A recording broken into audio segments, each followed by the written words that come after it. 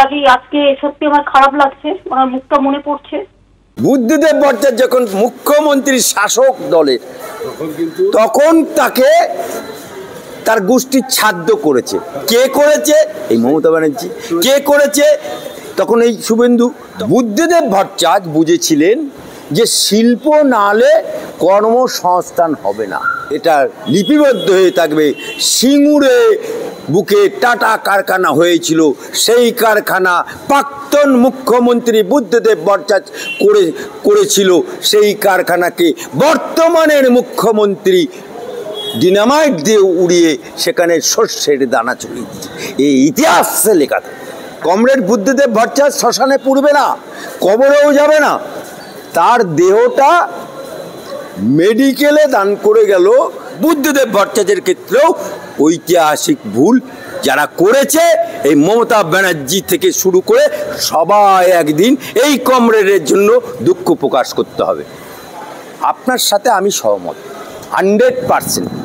জ্যোতি বোস ছিলেন, কিন্তু তিনি পার্টির অঙ্গুলি হিলনে হোক, ব্যারিস্টার মানুষ বা যে কোনো কারণে এই জ্যোতি বোসের আমলেই বাংলা পিছুতে শুরু করেছে। পিছুতে শিল্পের পিছুতে আজকে জ্যোতি বোসের আমল থেকে শুরু করে এই সিপিএমের আমলে সমস্ত কলকারখানা চলতে দিচ্ছি না, দেবো না, ইউনিয়নবাজি করে বন্ধ হয়ে গেছে, জুট মিলগুলো বন্ধ হয়ে গেছে। সেই জায়গাতে বুদ্ধদেব ভট্টাচার্য বুঝেছিলেন যে শিল্প না হলে কর্মসংস্থান হবে না। শুধুমাত্র গরিবের আমরা মা বাপ, গরিবের জন্য আমরা কমরেড, এ ভাষণ দিয়ে চলবে না। তাই তিনি বাংলার বুকে, সিঙ্গুরের বুকে টাটার মতো কোম্পানিকে নিয়ে এসেছিলেন এবং টাটার সাথে এগ্রিমেন্ট করে কারখানা 90% হয়ে গেছে, গাড়ি তৈরি হয়ে গেছে। সেই কারখানাটা আমাদের বর্তমানের মুখ্যমন্ত্রী তিনি ডিনামাইট দিয়ে উড়িয়ে শস্যের দানা ছড়িয়ে। এই জায়গাতে কমরেড বুদ্ধদেব ভট্টাচার্য তিনি নিজের দেহটাকে দান করে গেছেন। উনি কিন্তু শ্মশানে পুড়বেন না। কমরেড বুদ্ধদেব ভট্টাচার্য শ্মশানে পুড়বে না, কবরেও যাবে না, তার দেহটা মেডিকেলে দান করে গেল। যে মেডিকেলে ছাত্রছাত্রীরা ওই দেহটা চেরাই ফেরাই করে, অর্থাৎ প্র্যাকটিক্যাল ট্রেনিং ডাক্তাররা যেটা নেয়, সেই প্র্যাকটিক্যাল ট্রেনিংয়ে ওই দেহটা কাজে লাগবে। সেই কমরেড বুদ্ধদেব ভট্টাচার্য আজকে ইন্তেকাল করেছে।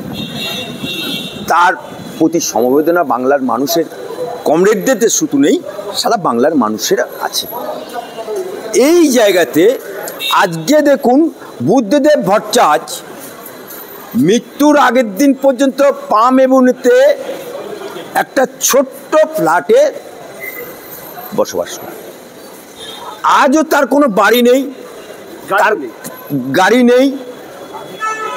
আর একাধিক এই বর্তমানে তৃণমূলের নেতাদের মতো নারীও নেই, গাড়ি নেই, বাড়ি নেই, নারী একটি মাত্র নারী, অর্থাৎ নিয়ম অনুযায়ী এই তৃণমূলের মতো ঘরে একটা নারী, বাইরে একটা নারী তা নেই। এবং ওনার ব্যাংক ব্যালেন্স কত আছে জানি না। অর্থাৎ আদর্শবাদী মানুষ, তার নিদর্শন করে দিয়ে গেল তার দেহটাকে দান করে দিয়ে। এবং আজকে তৃণমূলের পঞ্চায়েতের মেম্বার থেকে শুরু করে আজকে যে কোনো ওদের রাজ্যের এমএলএ থেকে এমপি খোঁজ করুন গা, জম্মা 8 দিন হয়তো এমপি এবার এমএলএ হয়েছে, তার কোটি টাকা সম্পত্তি।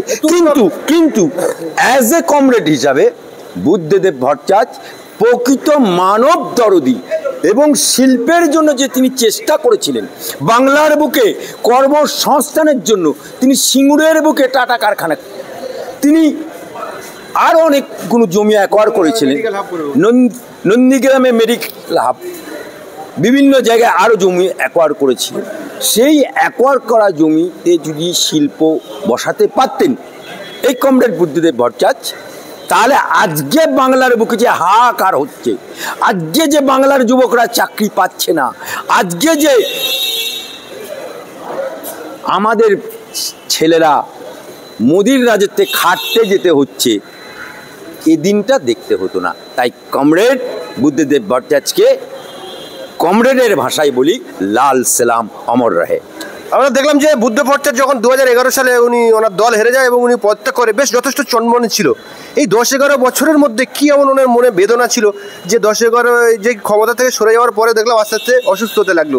এই বিষয়ে আপনার কি মত পোষণ করবেন? দেখুন, বার্ধক্যজনিত তো একটা রোগ ছিলই, যে কোনো মানুষ বার্ধক্যজনিত রোগগ্রস্ত হই, কিন্তু উনি জীবিতই থাকা অবস্থায় চোখের সামনে দেখতে পেলেন বাগা বাগা কমরেড, যারা কমিউনিস্ট পার্টির আদর্শিত, যারা বলে লাল ঝান্ডা করে পুকার, দুনিয়ার মজদুর এক হও, এইরকম কমরেডরা, হিন্দু কমরেডরা বিজেপি আর মুসলমান কমরেডরা চলে গেল তৃণমূলে, আর কিছু কমরেড মারের ভয়ে মসজিদে ঢুকে গেল, দিয়ে তারা হাজি হয়ে গেল, কেউ মসজিদ কমিটিতে ঢুকে গেল, দিয়ে বললো আমরা আর পার্টি ফাটি করছি না, আমরা আল্লাহ হয়ে গেছি। তাই এই তো কমরেডদের অবস্থা। এই জিনিসটা তিনি প্র্যাকটিক্যাল চোখে দেখতে পেয়ে মনের মধ্যে চাপা কষ্টের পর কষ্ট ভুগতে ভুগতে আজকে ইন্তেকাল করলেন।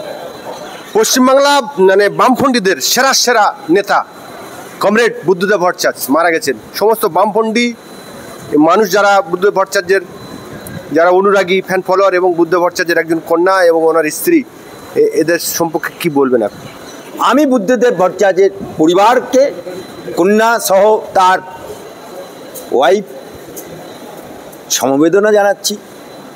পৃথিবীর নিয়ম অনুযায়ী মানুষ জন্মায়, মানুষের মৃত্যু ঘটে, এ খণ্ডানোর ক্ষমতা কোনো ডাক্তারের নেই, কোনো সায়েন্টিস্টের নেই, কারণ নেই। প্রতিটা যে জন্মেছে ম্যান ইজ মর্টাল, অর্থাৎ যে জন্মেছে তার মৃত্যু অবশ্যম্ভাবী। তাই প্রকৃতির নিয়ম অনুযায়ী তিনি মরে গেছেন, ইন্তেকাল করেছেন, কিন্তু বুদ্ধদেব ভট্টাচার্যকে ওই কমরেডরা শুধু শহীদ বেদি করে রেখে দেবে, আর ঝান্ডা একটা লাল ঝান্ডা তুলে দেবে, আর দুদিন পর সেটা রক্ষণাবেক্ষণ করতে পারবে না, কুকুরে ঠ্যাং তুলে পেচ্ছাপ করবে, সেরকম যেন না হয়। কমরেডের মূর্তি এবং কমরেডের শহীদ বিধি থাকবে, কিন্তু মানুষের মণিকোটারে এটা লিপিবদ্ধ হয়ে থাকবে।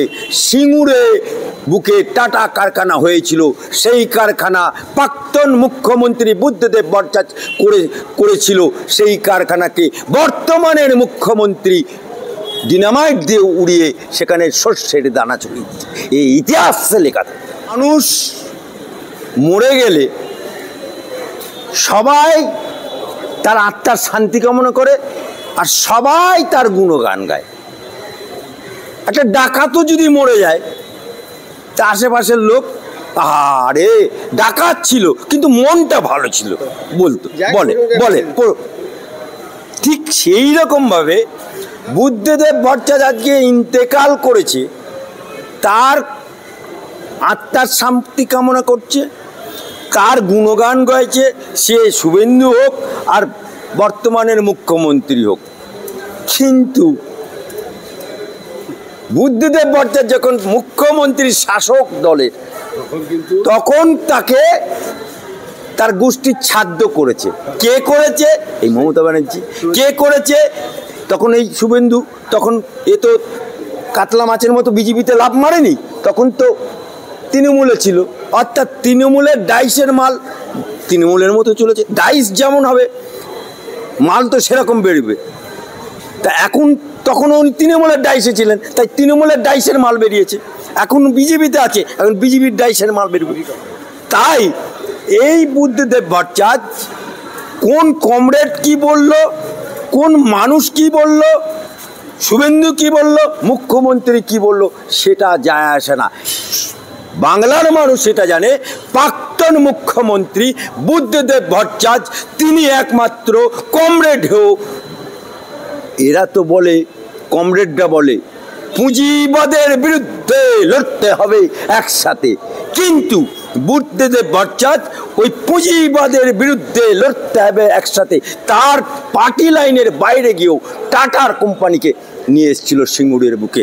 তাই তিনি কেমিক্যাল হাব তৈরি করতে গেছিলেন, অর্থাৎ তিনি প্রকৃত মানুষের জন্য, বেকার যুবকদের কর্মসংস্থানের জন্য চেষ্টা করেছিলেন, কিন্তু হতে দেয়নি। কারণ বামফ্রন্টের পার্টি যেমন জ্যোতি বোসকে প্রধানমন্ত্রী হতে দেয়নি এই সিপিএম পার্টি, কারণ ওদের নীতি হচ্ছে দূর থেকে সাপোর্ট করো, ক্রিমটা খাও কিন্তু ভেতরে ঢুকো না, অর্থাৎ প্রেম করো বিয়ে করো না। ঠিক সেই রকমভাবে এই কমরেডরা এই সিপিএম পার্টি বাইরে থেকে তখন সমর্থন করেছিল, কিন্তু জ্যোতি বোসকে প্রধানমন্ত্রী হতে দেয়নি, ঐতিহাসিক ভুল করেছিল। তাই বুদ্ধদেব ভট্টাচার্যের ক্ষেত্রেও ঐতিহাসিক ভুল যারা করেছে, এই মমতা ব্যানার্জি থেকে শুরু করে সবাই একদিন এই কমরেডের জন্য দুঃখ প্রকাশ করতে হবে।